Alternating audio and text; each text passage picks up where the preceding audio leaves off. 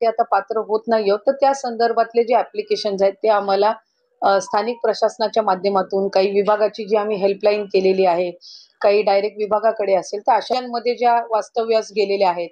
August किंवा ज्या महिन्यामध्ये आम्ही लाभाची सुरुवात केली त्यावेळेला त्या अविवाहित होत्या आणि त्या राज्यामध्ये या ठिकाणी रहिवासी होत्या. त्या पद्धतीने त्या लाभ घेत होत्या. काहींची इन्कम जे आहे 2.5 लाखापेक्षाचं उत्पन्न कदाचित त्यांचं जास्ती असेल किंवा आत्ता वाढलेलं असेल.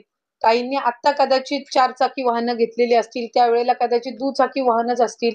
सरकारी नोकरी काहींना लागलेली आहे. तर अशा पद्धतीनं वेगवेगळ्या कारणांनी त्यांनी खाली वेगवेगळ्या जे काही विंडोज आहेत, त्याच्यामध्ये त्यांनी ॲप्लिकेशन केलेले आहेत. पण त्याच्यातूनही किंवा इतर जी काही आम्ही क्रॉस व्हेरिफिकेशन करत आहोत, कुठल्याही लाडक्या बहिणीचा लाभ हा आत्तापर्यंत शासनाने किंवा विभागाने परत घेतलेला नाहीये.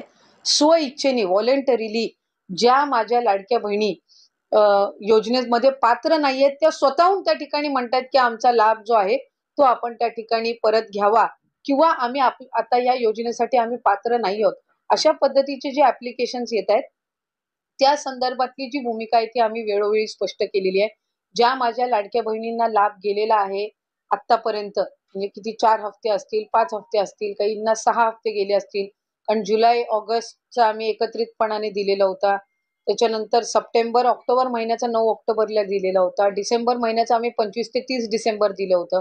आत्ता आम्ही जानेवारी महिन्याचा जो आहे, आता उद्या परवामध्ये त्याची सुरुवात होईल आणि 26 जानेवारीच्या आत त्यांच्या खात्यामध्ये जमा होतील.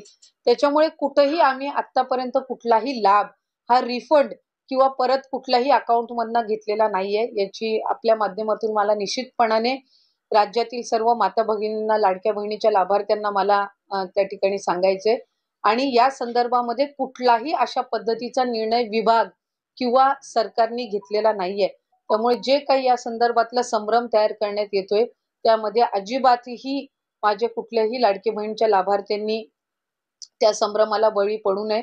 आम्ही कोणाचाही लाभ आत्तापर्यंत परत घेतलेला नाहीये. त्या संदर्भातला कुठलाही निर्णय हा विभाग किंवा शासन स्तरावर झालेला नाहीये. ते साधारणपणे अर्ज दिलेले आहेत, ॲप्लिकेशन्स दिलेले आहेत.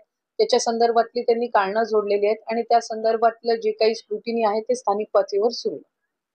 प्रश्न असा आहे की येत्या काळामध्ये सुद्धा असा निर्णय म्हणजे स्वतःहून सरकार कोणाला पैसे परत मागणार नाही, ज्यांची इच्छा आहे त्यांनी परत करावं असं धोरण पुढे पण अवलंबलं जाणार आहे. निश्चितपणाने, कारण आम्ही आता ज्या लाडक्या बहिणींनी लाभ घेतलेला आहे, शेवटी साधारणपणे आपण लक्षात घ्या की आम्ही 2 किंवा 3 महिन्याच्या गॅपनी लाभ दिलेला आहे.